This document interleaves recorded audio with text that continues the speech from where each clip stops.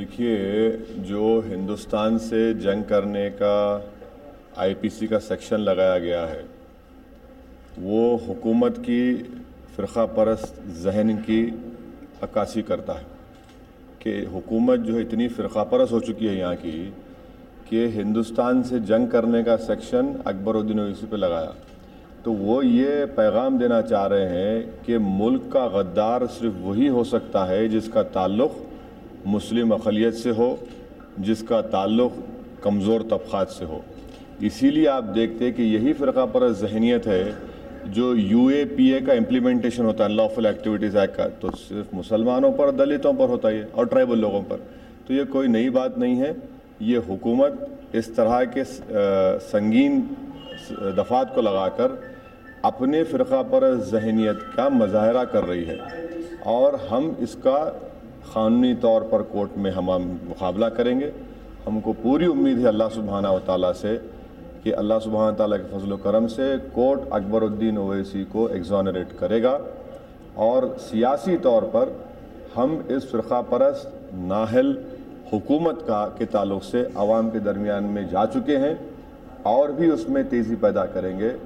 अब जबकि ये हुकूमत गरीब अवाम पर फ्यूल सरचार्ज के नाम पर 10,000 करोड़ का बोझ आयद कर दिया, इस साल 8,000 करोड़ का फ्यूल सरचार्ज का बोझ आयद करेगी, कीमतों में इजाफ़ा होगा बरक़ी के। तो ये तमाम चीज़ें हैं, पानी की क़िल्लत है, बरक़ी नहीं है, ये ऐसे मसाइल हैं। और फिर बैकवर्ड क्लास और माइनॉरिटीज़ के बच्चे और बच्चियों को स्कॉलरशिप की स्कीम ख़त्म करके रख दी गई। आज गरीब को राजीव आरोग्यश्री में कुछ नहीं हासिल होता।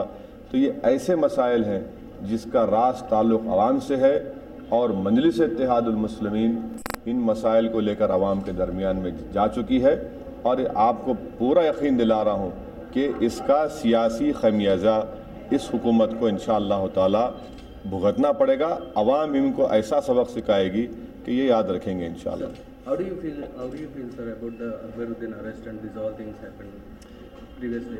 No, I have been saying from day one that we will not run from the law. And Akbaruddin Owaisi, by coming back, by leaving his treatment midway, has clearly shown that he wants to face the law. He wants justice to be done to himself. This is a baseless allegation that has been made against him. And I am pretty much sure that the government in connivance with BJP have conspired against MIM party, and the courts will decide inshallah ta'ala whether he was right or wrong. The courts will decide, and I'm pretty much sure that basing on the evidence and facts, the courts will do justice to us. He will get exonerated. Sir, what's your comments on TRS comments about Akbaruddin arrest? These all things wantonly MIM. You see, there is a famous saying in Urdu, "Nash na jane to aangan teda." They should know what to do with themselves first. Why blame me? You have been in power with Congress party in the state government, in central government. You left them. Why blame me? And why are they blaming me? It is they who have to give it or not to give. We have given our announced our decision. We have placed it again in the last meeting. Now they should go and fight with them. They should take them. Why blame us? This is not good. This is not good. People will not appreciate such lame excuses, such pitiful criticism. They should look at the crux of the matter. What is the problem? And how to get over that problem politically. Don't blame MIM party for each and everything.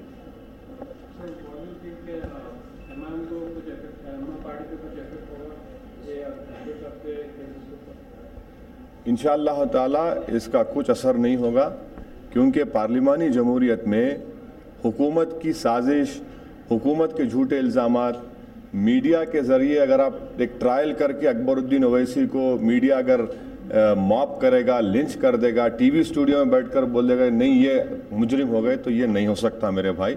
क़ानून है, अदलिया फ़ैसला करेगा और सियासी तौर पर आवाम जाकर वोट डालकर कामयाब करेगी। और जो लोग हमको मेहनत करके, दुआएं करके, रो के वोट डालकर हमको कामयाब किया, आज उन तमाम में गम और गुस्से की लहर है। मैं आपसे ज़िम्मेदारी के साथ कह रहा हूँ कि कोई ऐसा घर नहीं है जहाँ पर लोग गमगीन हैं, जहाँ पर लोग आज दुआएं कर रहे हैं कि ना सिर्फ अल्लाह अकबरुद्दीन ओवैसी को कामयाब करे, बल्कि आंध्र प्रदेश की आवाम को इस जालिम हुकूमत से अल्लाह छुटकारा दिला दे।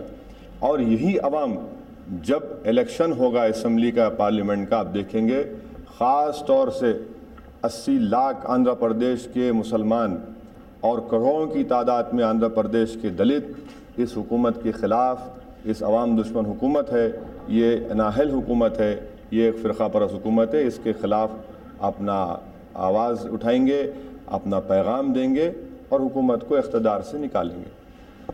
Okay, good, thank you, thank you. चलिए अभी कुछ भी नहीं, वो उनसे कर लो। तुम्हारा क्या है? अरे दो तीन सवाल ज़्यादा नहीं।